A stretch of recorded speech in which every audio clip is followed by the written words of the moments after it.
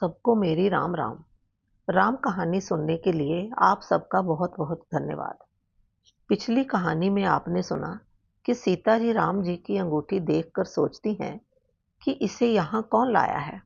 अब आगे सीता जी मन ही मन सोचती हैं, ऐसी दिव्य अंगूठी की तो कोई नकल भी नहीं कर सकता और राम जी को तो कोई जीत भी नहीं सकता।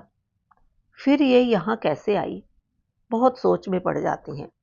इतने में हनुमान जी पत्तों में छिपकर राम जी का गुणगान करने लगते हैं। वो शुरू से लेकर सारी कथा सुनाने लगते हैं। सीता जी सोचती हैं, यहाँ राक्षसों के बीच राम का गुणगान करने वाला कौन है। वो कहती हैं, जिसने मुझे ये सब सुनाया है वो सामने क्यों नहीं आता।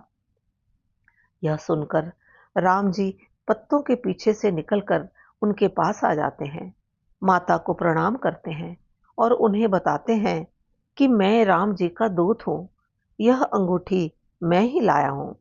राम प्रभु ने आपको देने के लिए यह अपनी निशानी मुझे दी थी। सीता जी पूछती हैं, तुम वानरों से उनका मिलना कैसे हुआ। तब हनुमान जी उन्हें सारी बात बताते हैं। हनुमान जी की बातें सुनकर सीता जी को विश्वास हो जाता है कि ये सच में राम जी का दूत है। फिर वो हनुमान जी से राम और लक्ष्मण का हालचाल पूछती हैं।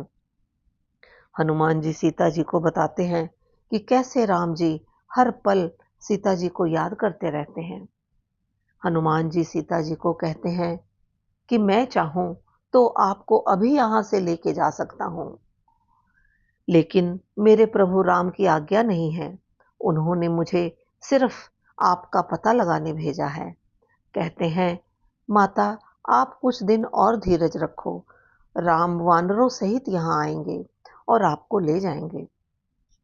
सीता जी पूछती हैं, क्या बाकी वानर भी तुम्हारी तरह छोटे छोटे हैं। कहती हैं, राक्षस तो इतने भयानक, विशाल और बलवान हैं, मुझे लगता है तुम जैसे छोटे छोटे वानरों की सेना इन्हें कैसे जीत पाएगी। और वो अपनी शंका प्रकट करती हैं। यह सुनते ही हनुमान जी ने अपना विशाल रूप प्रकट किया, जो सोने के पर्वत सुमेरु जैसा विशाल था। इतना विशाल कि कोई शत्रु देख ले तो डर जाए। बहुत ही बलवान और वीर रूप था। सीता जी ने जब यह रूप देखा तो उन्हें वानरों की शक्ति पर विश्वास हो गया।